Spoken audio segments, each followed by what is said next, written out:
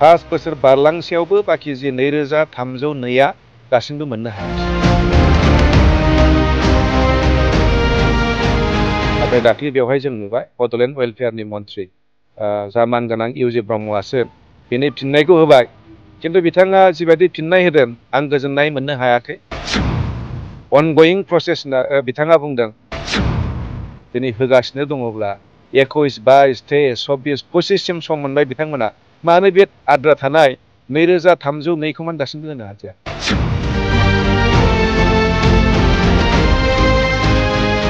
मानगोनां इउजि ब्रह्मनि जि आं फिननाय मोनबाय, आं खिन्थु सेटिसफाइ जानो हायाखै आरो।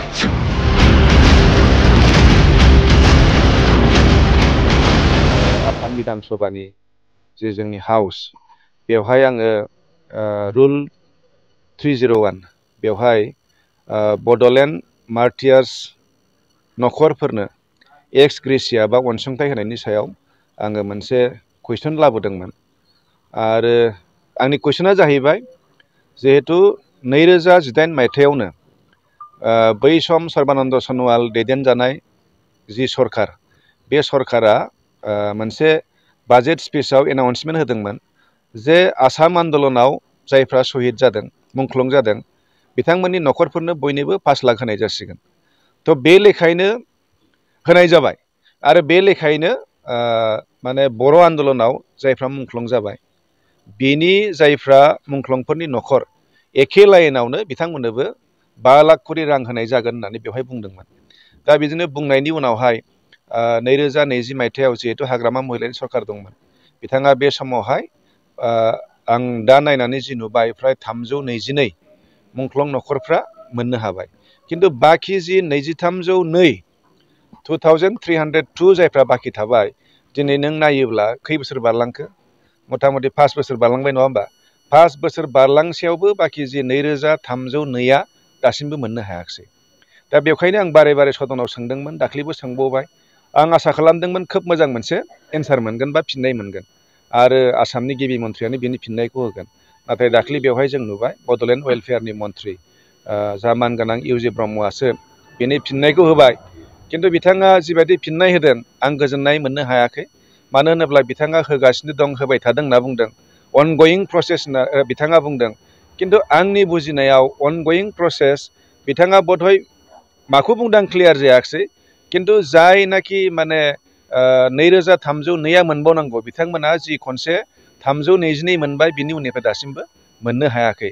आं मिथिबावदों माने 2020 मायथाइनि जि 27 जानुवारियाव जि बर' गोजोन गोरोबथा जाबाय, बेवहायबो आरोबाव मोनसे मुंख्लंफोरनि लिस्ट जाबावदों। आरो बे लिस्ट मथेनिफ्रायसो बिथांमोना, आं खोनानो मोन्दों, खनसे खननै बिथांमोना होबाय थादोंनो। बिथांमोना होनायखौ आंहा बुंनांगौ गैया, खिन्थु जाय बै सम 2003 मायथाइसिम बर' आन्दलन जागायजेननायनिफ्राय जि गासै 2624 नङा होमबा, 2624 जि मुंख्लंफोर दङ, बेखौ जिहेतु सरकारा पबित्र सदनाव जिहेतु खोथा होदोंमोन, बेखौ होनायनि दायित्वखौ जायखि सरकार थाया मानो आंनि मथेबा लाफुंनांगौ नङा होमबा। जोंनि समाव जों होदों, जों बोरैबा जोङो रायजोनि बिसार मथे जों फैनो हायाखिसै सरकाराव।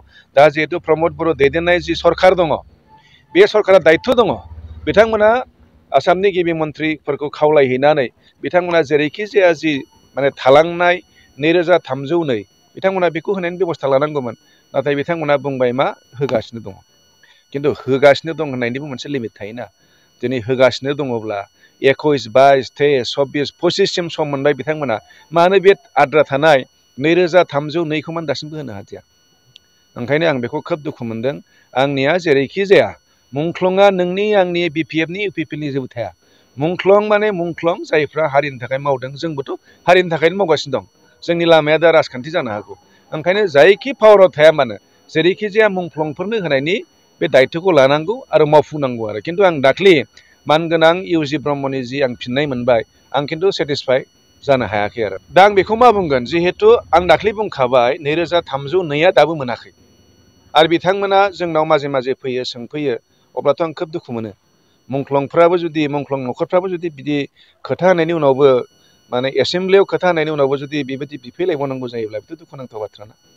ओंखायनो जेरैखि जाया दा जाय बिथांमोना सरकाराव दङ आसाम सरकारखौ खावलायनांगौ आसाम सरकारा जिहेतु खोथा होदोंमोन बिथांमोनखौ खावलायहैनांगौ जेरैखि जाया इमिडियेट होनायनि बेबस्थाखौ लानांगौ आरो आंनिफ्राय आं बेखौ बुंगोन आरो जोंनिफ्रायथ' जों बुंबाय थादों दिनै जों गभर्नमेन्टआव गैयाब्लाबो आं बे नैबे जि 2021निफ्राय जि सरकार सोलिगासिनो दं बे समावनो आं खननै पबित्र बिधान सभायाव आङो उत्थापन खालामबाय बिनि सायाव गोजाम मुंख्लं आरो गोदान मुंख्लंनि माबाफोर फारागथि दङ नामा?